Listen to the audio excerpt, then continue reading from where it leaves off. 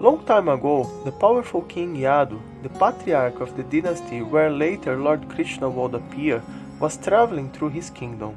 By good fortune, he met Dattatreya, a great sage that was living like an Avaduta, roaming the earth completely happy and fearless. In the first part, we heard about what Dattatreya learned from the earth, air, sky, water, fire, moon, the sun, the pigeon, as well as from the python, the sea, moth, honeybee, elephant, and the honey thief.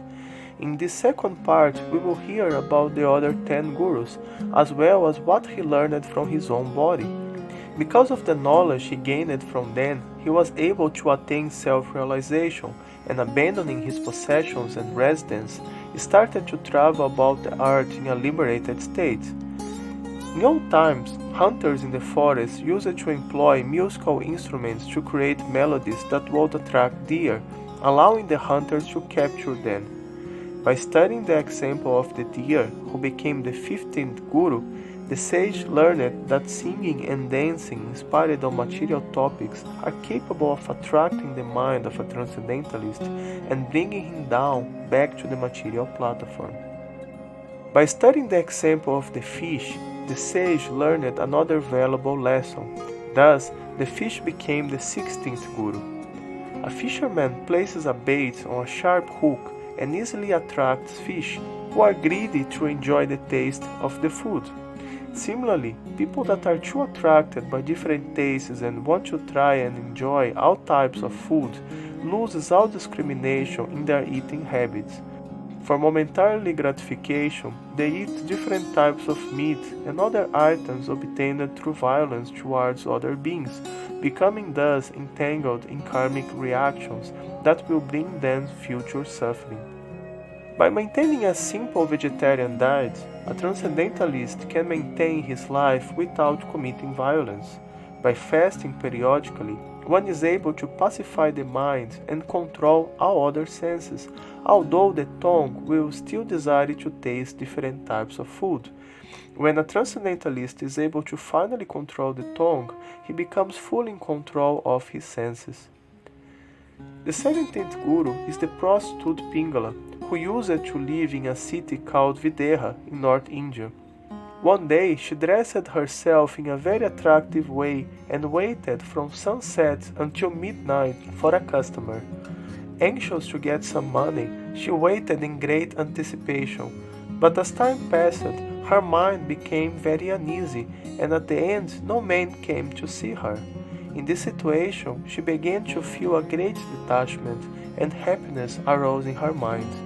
The prostitute felt disgusted with her material situation and thus became indifferent to it.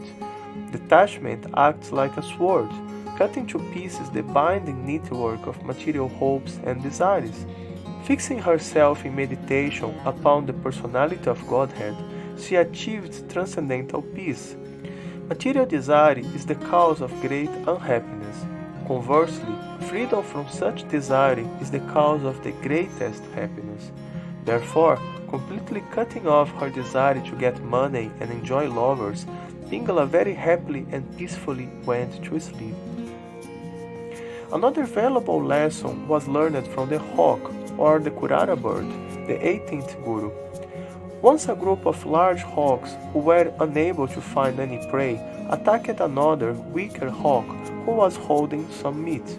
Being attached to the piece of meat, the hawk found himself in great anxiety, but being in danger of his life, he was forced to abandon it and flee. At this moment, he experienced actual happiness. Everyone considers certain things within the material world to be most dear, and because of attachment to such things, one eventually becomes miserable.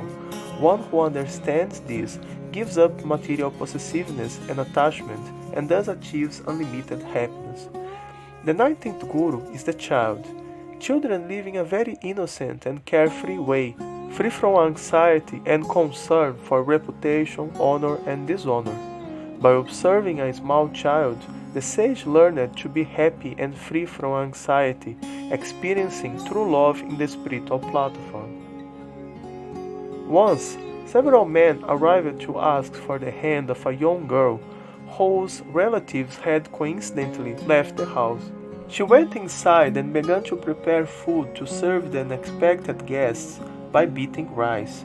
At that time, her conch shell bracelets were making a loud noise, rattling against each other.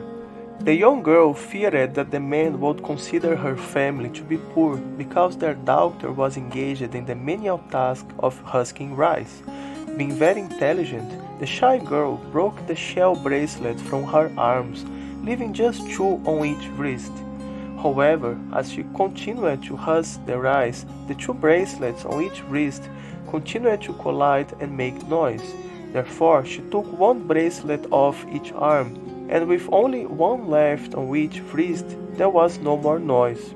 Similarly, when many people reside in the same place, there is always quarrel and gossip. Even when just two people live together, there can still be frivolous conversation and disagreement. Therefore, sages usually prefer to live in secluded places or with other transcendentalists, away from materialistic persons. Another meaning is that one should stay clear from useless arguments with materialistic intellectuals, using instead his time to exchange realizations with self-realized souls. In this way, the young girl became the 20th Guru. The 21st Guru is the arrow maker. Once, there was an arrow maker who was so absorbed in making a straight arrow that he did not even see or notice the king himself, accompanied by a huge and tumultuous procession passing right next to him. A transcendentalist should fix his mind in transcendence, be it by the practice of Karma Yoga, Jnana Yoga, or Bhakti Yoga, as explained in the Bhagavad Gita. When he becomes perfect, he is able to keep his mind fixed in meditation into the Supreme Personality of Godhead, even amongst great distractions. One becomes thus so fixed in his meditation that he stops seeing the external reality, as well as the numerous thoughts and desires of the mind. Serpents are envious creatures that are generally not considered very beneficial. However, using his intelligence, the sage was able to learn something even from the serpent, who became his 22nd Guru. In this world, people work very hard to build their homes, organizing it in a pleasant way and surrounding themselves with material facilities. A transcendentalist avoids such extenuating labor by just accepting some place that is easily available, just like a serpent, who enters a home that has been built by others and prospers happily. Another venomous creature from which the sage was able to get valuable instructions was the spider, who became his 30th Guru. A spider produces her web from her own body, plays with it for some time, and eventually swallows it. Similarly, the Supreme Personality of Godhead, as Mahavishnu, uses his own potence to create the material universes, maintains them for some time to satisfy some purpose, and eventually withdraws them completely, just to repeat the same cycle later. Thus, the sage was able to realize the grandiosity of the Lord and the insignificance of the cosmic creation. The 24th Guru is the wasp. Once a wasp forced a smaller insect to enter his hive and kept him trapped there. In great fear, the insect constantly meditated upon his captor, and without giving up his body, he gradually achieved the same state of existence as the wasp. In other words, due to the extreme fear, the smaller insect was absorbed in the characteristics and activities of the larger wasp, and thus entered into the existence of the wasp, even without changing his body. Similarly, if out of love, hate, or fear, an embodied soul fixes his mind and intelligence in a particular bodily form, he will certainly attain the form that he is meditating upon in his next life. Conversely, by meditating upon the characteristics, activities, and qualities of Krishna, a transcendentalist is capable of transferring his consciousness to the spiritual realm at the time of death, attaining a spiritual form just like the Lord. The ones that are even more advanced are able to raise themselves to the spiritual platform and enjoy life as a liberated soul, even while still within this body.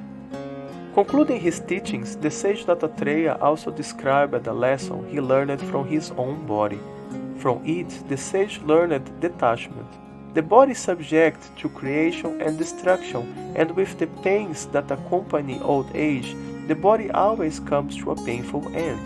Understanding that the body is just a machine that serves a purpose, the sage uses his body to acquire knowledge, but always remain detached from it, understanding that ultimately the body will be consumed by worms or other creatures. After many, many births and deaths, one achieves the rare human form of life, which although temporary, affords one the opportunity to attain the highest perfection. Thus, a sober person should endeavor for the ultimate perfection of life, instead of being distracted by the urges of the senses. A soul living in a material body is compared with a man that has many wives and is constantly being harassed by them.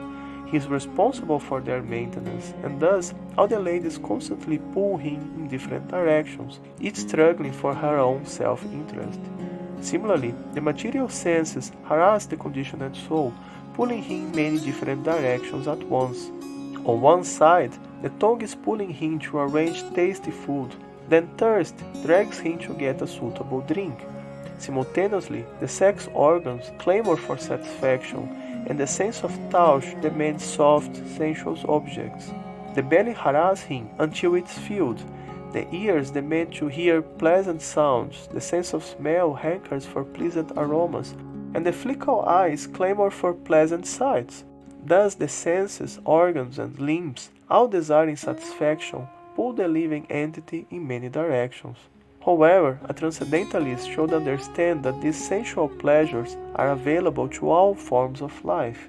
Each one of us already tasted all these different sensations in previous bodies, and thus, instead of trying to extract a little more sweetness from a piece of sugar cane that is already chilled, we should dedicate this life to self-realization, which is possible only for a human being. After many, many births and deaths, one achieves the rare human form of life, which although temporary, affords one the opportunity to attain the highest perfection. Thus, a sober human being should quickly endeavor for the ultimate perfection of life, as long as his body, which is always subjected to death, has not fallen down and died. Concluding this description, the Avadhuta said, "My dear king, studying their activities, I have learned the science of the self.